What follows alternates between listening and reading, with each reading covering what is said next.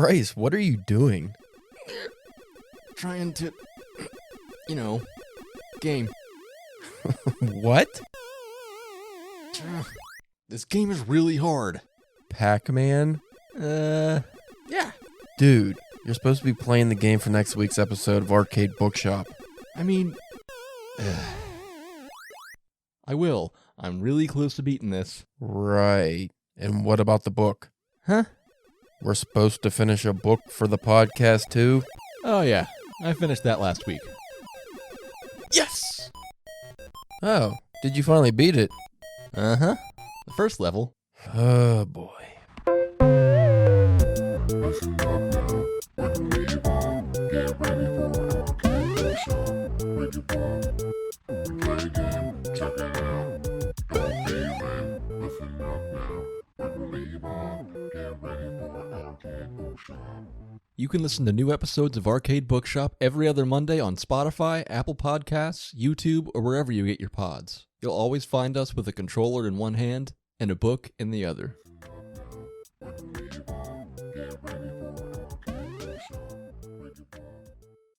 Yep. Hey, What's going on? things and stuff. Oh boy, today is a wonderful episode. No, it's DBS, man. We had a serious episode last week, so we need some chill time. And we'll have a guest next week, so Is it next week? God damn it. yeah. Oh. Yeah, so then on a Sunday. Oh, fucking Nicholas Obregon in Spain. Spaniard. Why are you in Spain? Move back to California. That was more convenient somehow. Spencer, Yeah. let's Caleb, read some hate mail. hate mail. Hate mail. I'm going to get my phone here to read the hate mail. read the hate mail. Oh, boy.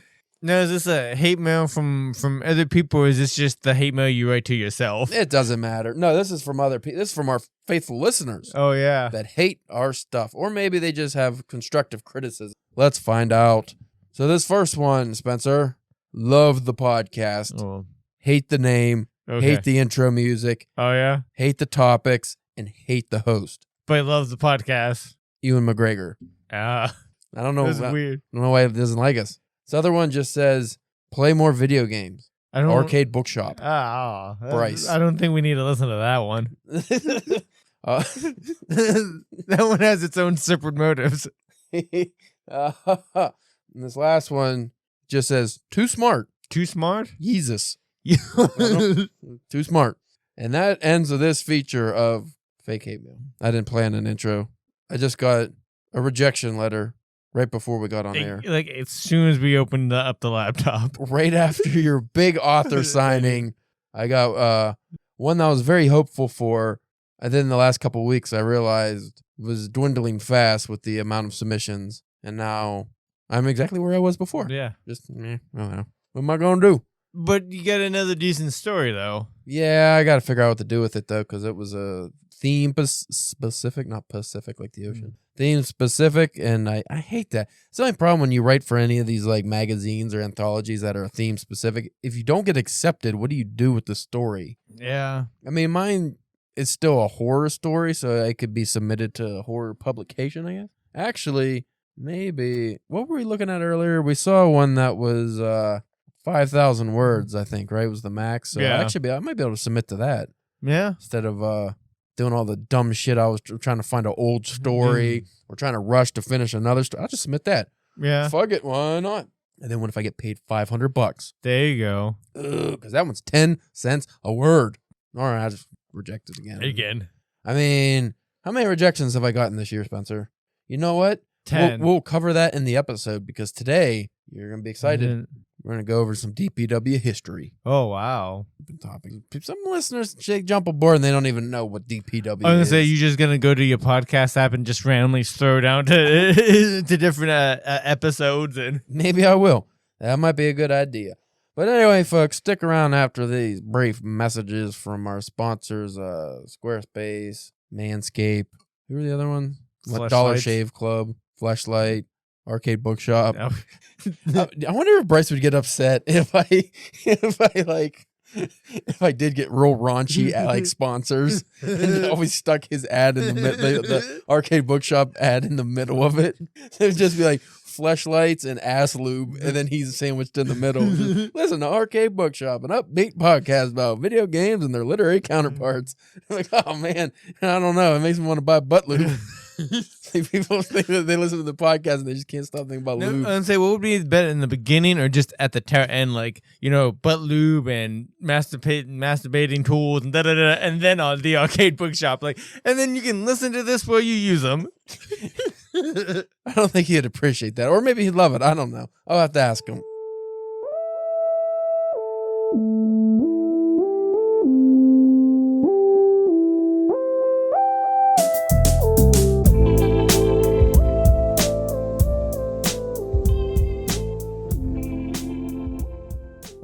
You are listening to the Drunken Pen Writing Podcast. I'm your host, Caleb James. With me today, Spencer, the Detroit Drippy Dong Dangler Church. You said go nasty. You specifically said I could go nasty this week. Now, when you say drippy dong, is it dripping out of the dong, or is the dong just drippy itself? I don't know. That's you. That's mine. You're the one. Because I'd rather have a drippy dick than a dick that drips. Yeah.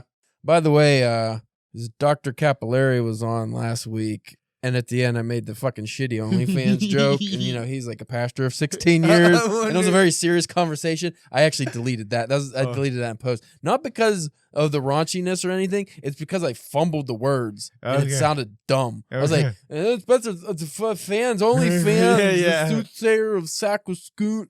If anyone's wondering why I didn't do his stupid outro I normally do, it was mainly just... Well, because like halfway through you realized maybe I shouldn't be doing this and just tried to... I think that's what it was. It's like, this guy's not going to get the joke. He probably didn't listen to any of the episodes. I don't feel he probably didn't even listen to that episode. Nah, well, it's dropping tomorrow, so I don't think he did. Spencer, DPW history. All right. Yeah, buddy. Yeah, buddy. So I figured since we're nearing the 100th debauchery, whatever, the drunken debauchery episode we're going to do, maybe we should actually cover some drunken pen history. Okay. So we started, I don't know, 2015, 2016. Too long ago. Not the podcast. No, but the website. So we decided we were going to make a comic book Yeah. in my shitty apartment next to the dope clinic that I lived in, where the fucking, also across from the hospital where the Apache helicopter is constantly going overhead. So we decided we're going to make a comic book, and we drew pictures and did storyboards and wrote a script, and we made it kind of. I think we maybe did a couple pages and was just like, it just wasn't. Let's just say it didn't come to fruition. And then you're like, you know what? Let's just be writers. Yeah. And, Caleb, he was always flirting with writing for his whole life. Sometimes writing, sometimes not. But I'd never checked into publishing anything or doing much of, actually just work to be a writer. Just, writing stories. And then somehow I suckered you into it. You did. You roped me in. And then we just immediately decided, well, instead of doing the comic, let's just be writers and start a literary, at the time it was just a website, not even a journal or anything, just a literary website. And we have no idea what we're doing, but we'll just publish our work on there and just, practice. Mm-hmm. And then almost immediately, literally the first month, we started getting a bunch of followers for no reason. We ended up... Did it start that early? We started at the end of September, and by October, I think we had our first submissions for Halloween, I'm pretty sure. Yeah. And that was a lot. And then we also got a bunch of followers, and what was it that... I don't think it was too long after that we did our first press gig at a convention. Yeah. Because I was like, we were looking, I just happened to see Wizard World press gigs. Well, you actually did, because I was going, I already had tickets and stuff, and you were just like to see if it would work. Yeah, because on the on their website, I looked at the qualifications, and just having the shitty blog, but the way we had it, it was like, we can actually be press. So I was just like, I'll just sign up for shits and giggles, just me. Yeah, because it was me, you, and my brother, I think, went to that one too, and the tickets were really expensive. I remember. Well, it's a Wizard World, so it was like $70 or $50. I don't know, it was expensive, but I ended up getting in for free and did a very piss poor job of doing any coverage because I didn't know what I was doing, and then we just proceeded to do every Wizard World in the area after that for free. We just got into all of them, did press stuff. That was different, and then. Which I still say every once in a while we should see if we can use the podcast. Yeah. That, and even if like that, would be like, if you at least don't want us, like, if we can't go to the show, be like, have us like interview some of your guests, like set up interviews with some of your guests. So for not only, because Could do that. like a lot of them, it's like a circus. They go to like the Wizard World in one town, they're going into the other town, like, so Right. a lot of the times, not everybody, but like a lot of the big guys at least, anyways. True. But yeah, we covered all the conventions all the way up till COVID. Mm-hmm. Like anyone that was in like mainly just like Pennsylvania and Ohio, I think. Yeah. I don't think we did any in New York. Definitely not New York. Michigan, I don't think we No, did. we just went to those because we weren't sure what those were gonna be like. Yeah. So we ended up doing a bunch of conventions throughout the years and covering those, and somehow that made us more legitimate. And this is still before the podcast. Yeah. And then we just did a lot of writing and all kinds of stuff. And I bring up the writing stuff because, where we are now, where this is our first year, for you, not even a full year, like what, maybe 6 months of taking publishing seriously. Yeah, like actually trying to submit places and stuff. because, well, what also early on, it wasn't, I think it was with the first year of DPW, the literary site, I ended up becoming a freelance writer. Mm-hmm. And I started working for different fitness magazines online, and I started writing articles and getting paid. And That was like right at the very beginning, wasn't it? I think maybe it was, but so I got paid for, doing all that stuff. And that went on for years as well. Took a break. I went back to it and then had a falling out. Some dumb shit. I got screwed over. Well, that wasn't run very well, was it? It depends which one I was working for at the time. But the one main one where I was writing for multiple magazines, the guy just ran. There was like a couple hundred writers on there on staff pretty much. Like, it was all freelance, but it was still like we had, we all had to check in. We all had editors and everything. And then the guy just randomly sold it without telling anyone. And the new owner bumped everyone off, and all our, like my hundreds of articles that I wrote, many of them viral, gone. Mm-hmm. Like they're still online. He just put his name on them. Oh, really? Yeah. So all the work was attributed to that guy. And I was like, that's real shitty. So I lost all my credits. That's what I was mad about, was I lost the credits. So I had no writing history because of that. That doesn't seem like that he'd be able to just take your name off of it. I mean, you're a freelance writer. You're selling for per article or whatever. But yeah, so we did that shit, and then with the Wizard World gigs, and then we started getting real busy with submissions during the year and all kinds of stuff going on with that. And then eventually we got burnt out and didn't pay much attention to the website. Right around the time we started a podcast, which was supposed to just supplement our writing. We were like, oh, we'll talk about writing, and this will keep us focused. And then that, for a while, it became just the podcast. Like, that's all we really focused on. And then we ended up shutting the website down, what was it, a year or two ago?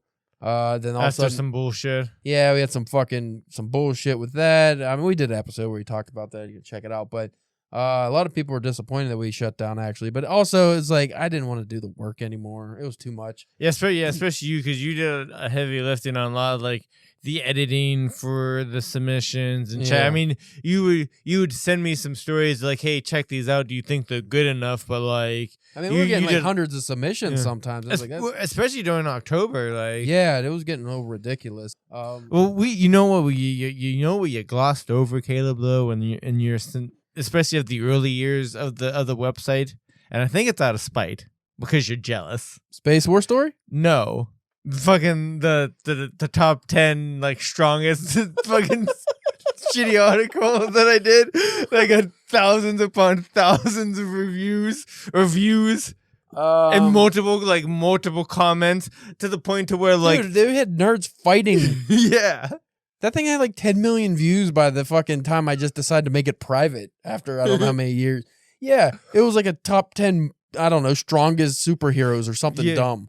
And it just, I forgot all about that. I blurred that out. It's like, it blew out everything we've ever done on the site. And it was literally just like, Spider-Man strong, picture of Spider-Man. It was so shitty. like I would check it like every couple of days, and every day it'd have like close to like 100 views, just that one article for some reason. That was after it started dwindling down. You wrote it right during, like, I want to say not Endgame, but like one of the, it was maybe the first movie. It was pretty, like, it was before like towards like the end of all the main stuff. It was like right there, kind of like in the middle. So it makes sense that, but like, but every time a new Marvel movie was coming out, I knew, because it would just have a huge spike. Yeah, so I hated that article, and I still do. It fucking sucked. It was so easy. You slapped it together in 13 minutes. Yeah, I did do it like on 2 breaks on my lunch. And I added some pictures and bam, it just took off. And oh, here's the story Spencer worked on for 3 months, 6 views. Yeah, if I'm lucky. Well, we were just saying how delusional we were because I was looking at some of my old stories on there. I was like, yeah, maybe I'll just submit these somewhere now. And I was like, this one's like 10 pages long. Nobody's fucking, no wonder we weren't getting readers on some of those. Nobody's looking at it especially on their phone, Right. just reading some random guy's story that goes on for 10 plus pages. Like, fuck off, dude. But yeah, we ended up doing the podcast. After the site shut down, the podcast, we were talking about maybe ending it, starting a different podcast, just, closing the chapter of DPW. And for some fucking reason, no effort from us, by the way, all of a sudden all these guests want to come on. Right? It still boggles me. I don't get it. Yeah, I still get like requests from best-selling authors that I'm just like, I'm not doing the research to talk to them. Like, I can't. Well, like we talk about, we always feel bad too because like these people that we talk to, we normally don't ever get a chance or enough time To to read their book, yeah. So it's like, it's not necessarily you want to just talk about the book because a lot of time it's a new release, so you don't want to. But like, still though, it's just Yeah, like I mean, how many people send us their books? yeah. And they're just sitting here. It's like, I still haven't had time to read because it's just not on my reading schedule. I was like, God damn, but they sound good. But we've had a few people on now too that are like, or have messaged us that wanted to be on, and it's like, New York Times best-selling author right now, and I'm just like, we can't have you on because they have a specific date they can record, and it's always something like a Tuesday at noon or 8 in the morning, like we're at work. Yeah, we're working, guys. And it's like, I'm not really sacrificing my money Yeah. to make you money, bruh. I mean, I'm sure it would do good for the podcast, but at the same time, I don't care. Well, maybe because what like unless that person's like also shares the thing and like, oh hey, look, I was just on this podcast, because how's their fans supposed to know? So it all depends. Yeah, but I mean, we just had, a serious discussion about the Son of Sam killer, David Berkowitz, with Dr. Michael A. Caparelli. And I'm like, where the fuck does that come from? Like, why do we get a guy like that reaching out to us? And it's just weird that we started getting all these. We had Tyler Gore on, and he was like a great guest. I had a lot of fun talking to that guy. And it was just like, where are we getting all these cool people from? Like, how are they? I never want to ask because it's kind of douchey, but I almost want to be like, how'd you find the podcast? Like, what made you want to? I mean, Tyler Gore, Tarina Bell, who was on the podcast as well, she's the one who told him about it. But so one of the problems with the website was it ended up kind of becoming a distraction. Well, the submissions, doing all the submissions, we started focusing on so much on other people's work and putting out, editing and doing this stuff. And we're making money. We weren't selling anything. So I was doing that to the point where I wasn't working on my own stuff. And I definitely wasn't submitting anywhere because every year I maybe submit 2 or 3 times, like to, some review somewhere that I would never even get in anyway. Like even now, probably wouldn't get in. But I didn't know. I didn't do enough research on the market to see like how hard it is to get into these journals. But I didn't have any idea really what I was doing with that stuff. And I was just focused on like the website. And then even with the podcast, it got to the point where we're focused on just doing the podcast stuff and we're not doing our own work. Like we joke about, like we had a stretch. It's like, why does anyone listen to us talk about writing when we're not even doing our own fucking writing? Like we talk about doing this stuff, but we're not published anywhere. So this like last year, I finally made a point. Like, no, you know what? Fuck it. I'm going to focus. I'm actually going to get published. I'm going to do stuff. And we already, got print books and other shit. So I think this next year, hopefully, like 2024. Yeah. Really started. Like I started off hard. I've been submitting a couple times, if not every day, at least 4 times a week. You got a few submissions you put out already. It's just hard because if you actually want to write news stories, Yeah, because a lot of times I've been seeing like on like either ones that I stumble upon or the submissions that you send me, or people looking for submissions. Like you're lucky if you get like a month. Yeah. Or 2, like to, headline, of a leeway. So it's like most of the really cool ones I find, it's like a week out. Yeah. It's like, the deadline comes in. And it's not even the fact, like say even I had a story right then prepared. Oh, this fits the theme and everything. I get submitted right now. You're still 1 week before the deadline, which means how many people are submitted before and you're competing with. Yeah. So that always kind of sucks to have to, like, if you can catch them early, like we've caught a couple early now, but even so, just like to write a whole story and submit it to that's rough. I think one of the main things we need to do is just bank stories. Yeah. Like start writing some good stories and then we like multi-purpose, like you can submit these to multi different anthologies or websites or what magazines, whatever. If you just do themed ones, like I was saying, it's hard. Like, the one I got rejected earlier today is a theme story. It won't fit everywhere. Well, like we were just even talking about beforehand, we were going through some of my fast fiction stories that I could maybe try to blow up into like, more like fuller stories. But also as we're looking through, and I'm sure it'd probably be the same thing if we look through some of your stuff, is like we come up with like some interesting like ideas or stuff for a story, but it's like, where would you put that? Where could you submit that story to? Well, I was telling you off air, a lot of the stories when we were looking through them of yours maybe fit speculative fiction, like weird fiction, or not necessarily horror or thriller, or not really a genre. So it's like, what do you do with that? Because it's not literary fiction either. Usually that's the other, but you're not a literary writer, so no. And I think I have a lot of stories like that too, aren't genre specific. What do I do with this? Nothing. Throw it away. Burn. Well, like, maybe I was saying earlier, we do a shit anthology, the worst of the worst. Our rough drafts. But the spectacular. How did you say it? Speculative. Isn't that kind of like the Vonnegut kind of like, or I feel like it's just a catch-all for weird stuff that doesn't fit a genre. Like a lot of speculative fiction is, could be sci-fi, horror. Usually it's just weird. Like Ashley was writing that a lot. And I don't know. I don't really, I guess I read it, but I don't really realize what it is. Like what it is. It's hard to describe what that is or to quantify it. Yes. Her submission was so shitty. Don't ever reach out. No. Well, that's the tough part too, when you're doing a lot of submissions that you find online that are like popular. Like you just see like, oh, this has 5,000 likes on the submission picture, and like that means a lot of people are gonna submit. Yeah.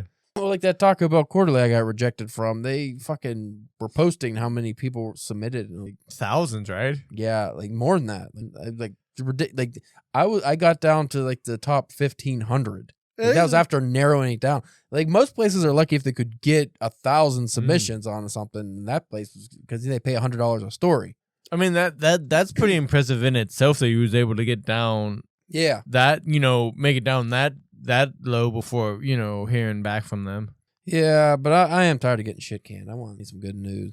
Well, the fucking one that pissed me off, and I almost want to call them out on air, but I'm not going to just yet. So there was a magazine I wrote a story specifically for their theme, and I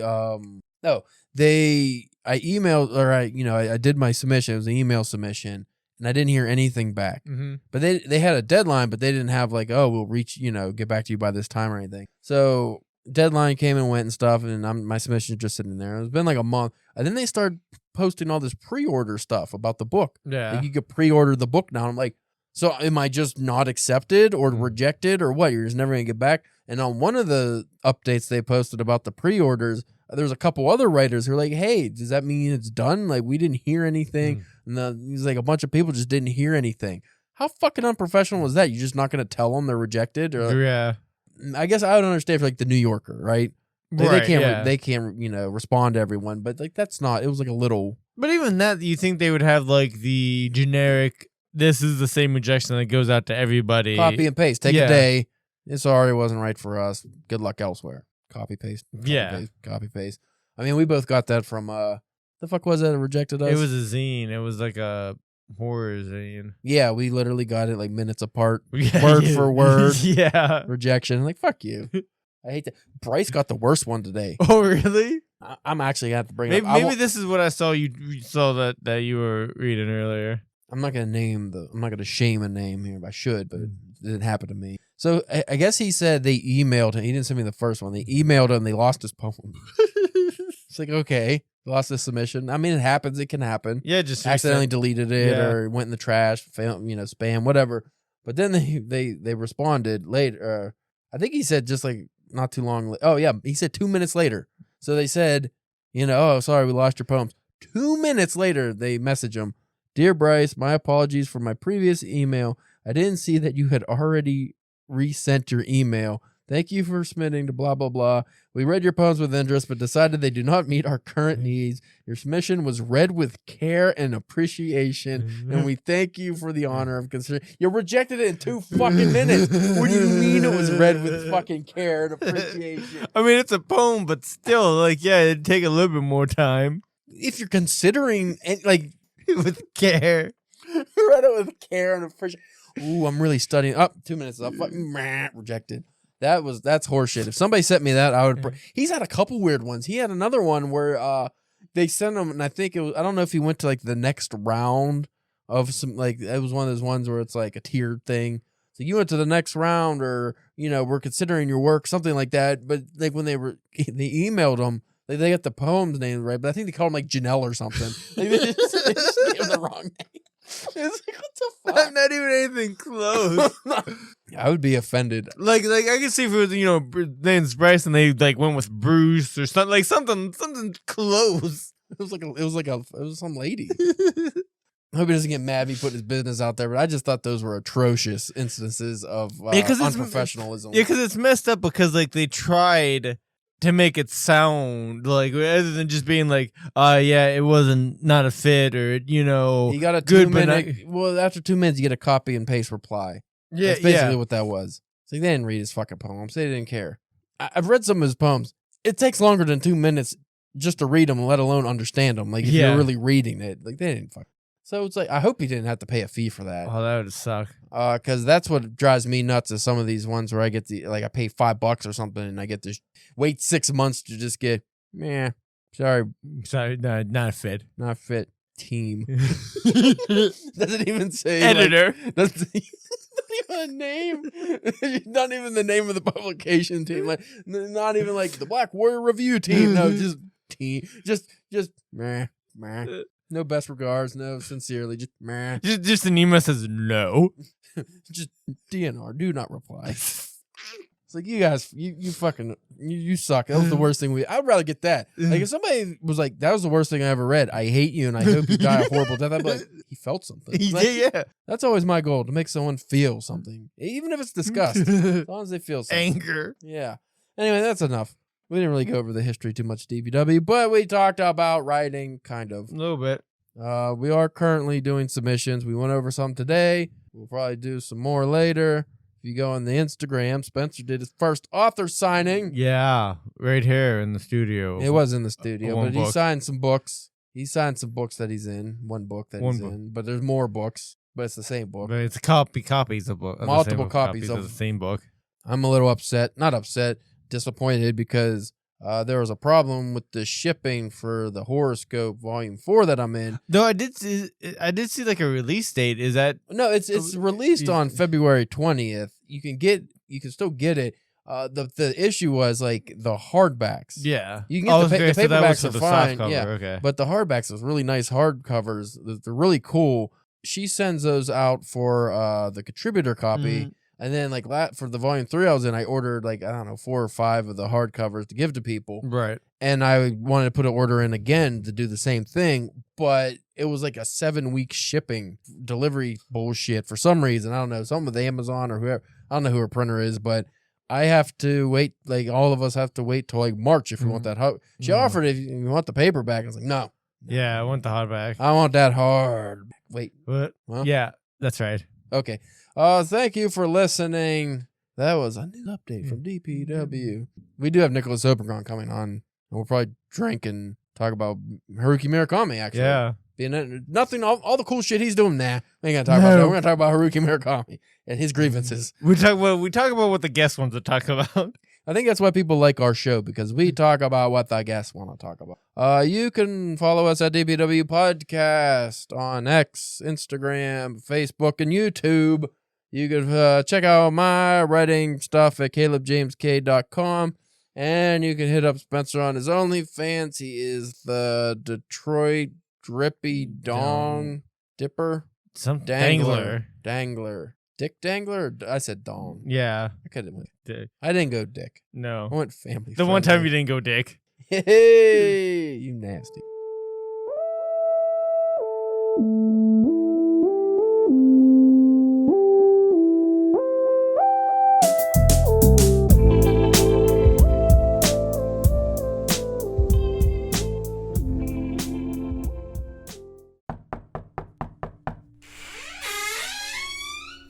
Hey, Caleb, you wanted to see me? Ah, Spencer, my good fellow.